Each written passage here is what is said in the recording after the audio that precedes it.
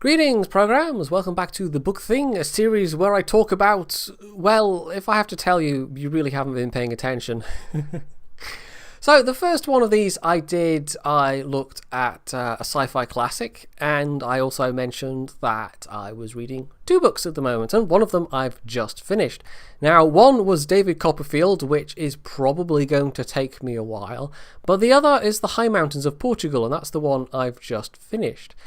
Now, that's a book by Yann Martel, which is actually quite a recent one, and I've only ever read one other novel by him, The Life of Pi, and that was a good few years ago, so my memories of it are rather hazy.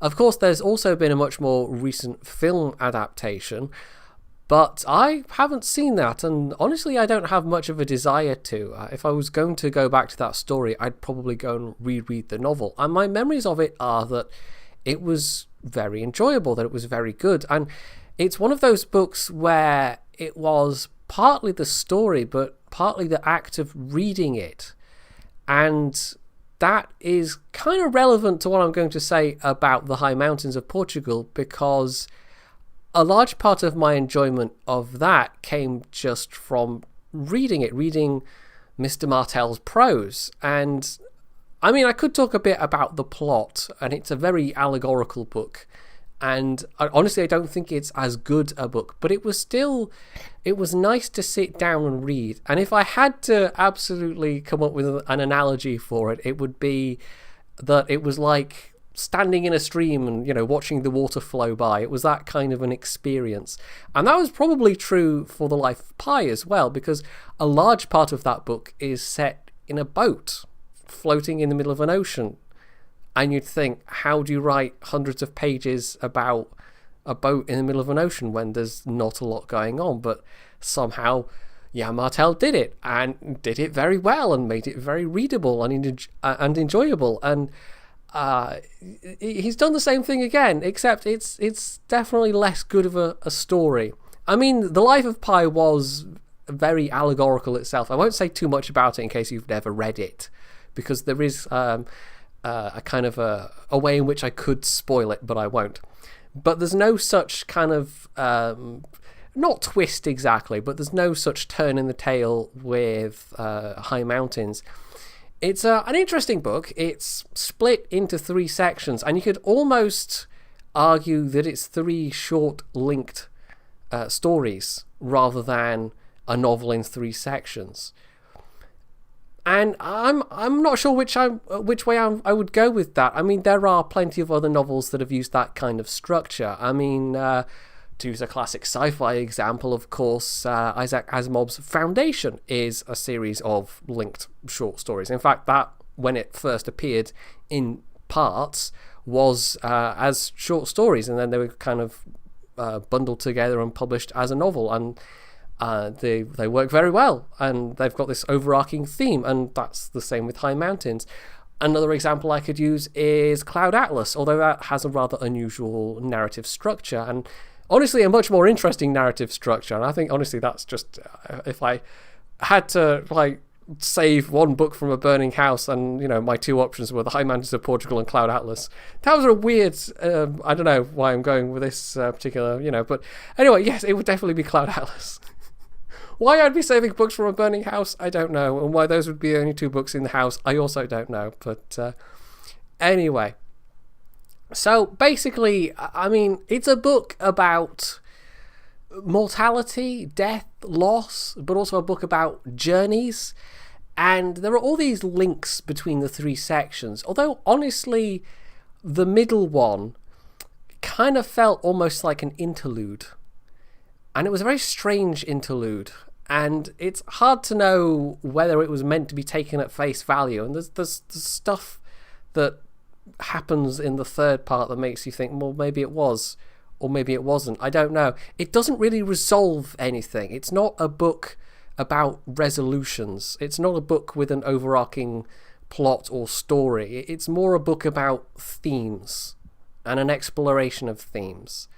And there are enjoyable bits. There were some very, very enjoyable sections. And again, casting my mind back to The Life of Pi, that opening whole section where Pi is like going to all the different various churches, and the kind of almost confrontation that comes out of that between the different local religious, like what was it, like an imam and a rabbi and a priest, and he's going along to all these places, and he sees absolutely no problem with the fact that he's going to all these different, the church and the synagogue and the mosque, and these guys are all like, no, but you have to choose one. You can't just do all of them. That's ridiculous. And he's like, but why? So, I mean, that was a very enjoyable section, and it was almost like a short story in its own right. And again, it's almost, the first, they're actually different. The structure of the three parts are different. The third part has more of these kind of little episodes, these moments, and there's a point to it, I guess, because it's about somebody finding out about, I don't even know how to put it exactly. It's about somebody learning how to appreciate time. Maybe that's the best way to put it. Whereas the first section it's more about a journey, but it's a bit of a disastrous journey all around. And the second section, well, like I said, it's a strange interlude where you're not quite sure why or how or what's going on exactly, and you're not sure if it's supposed to be actually happening. And it was odd, actually, that middle interlude. It was almost, it could have been in different hands just plain out gross, just kind of uncomfortably icky, but somehow it wasn't. And I think the whole thing is just, it's a testament to somebody who's a very good writer, that even though it's maybe not a very clear book, it's a book that's, I think, in my opinion, reaching for something that it does not manage to grasp. But it's still not a book I regret reading. I don't begrudge my time with this book. And I think a large part of it, even more so than Life of Pi, just comes down to that flow of narration, that flow of words on the page. And I don't know, some books, I mean, this is especially true with David Copperfield, I'm kind of chipping away at it a little bit at a time. And that hasn't been so with High Mountains. I probably could have gotten through it a lot quicker than I did.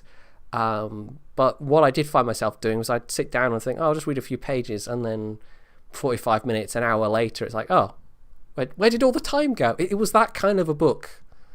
So that's what I mean with my little analogy of, standing in a stream and watching the water flow past, and the time just, goes somewhere and you don't know where. So, yeah, it was interesting. I'm not sure it's going to have the impact or will have had the impact of Life of Pi. I mean, I don't go and read all the book reviews online or anything like that.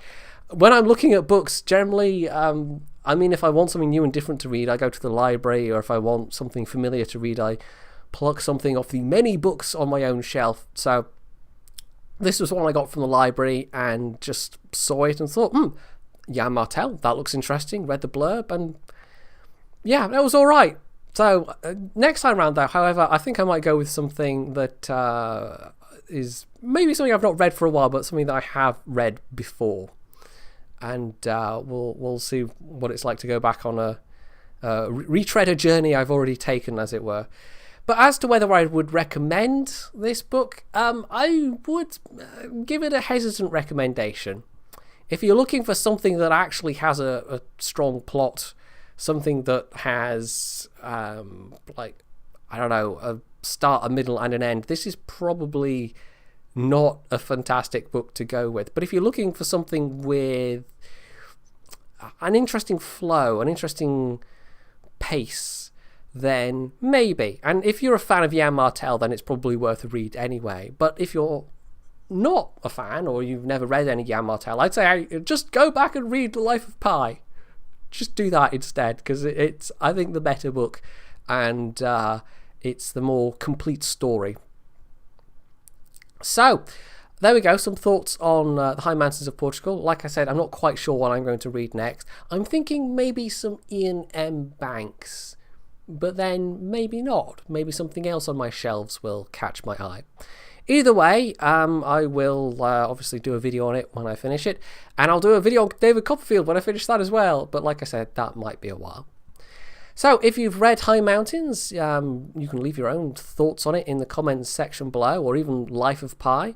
And, well, even if you've just seen the film, it'll be interesting to see what the film is like, what people thought of that, because, you know, like I said, never seen it. But I might do it at some point. Having said, I prefer to go back and read the book. Actually, if it's a good adaptation, then maybe I will go and see the film. But anyway, yes, I'm interested to hear people's thoughts on the either story anyway. You can, anyway, I'm just completely sidetracking myself now. You can... You can hit that like button. You can go check out my first video if you're wondering what the heck all this blather about books is about. You can sub to my channel if you aren't already. And, as always, stay tuned for more.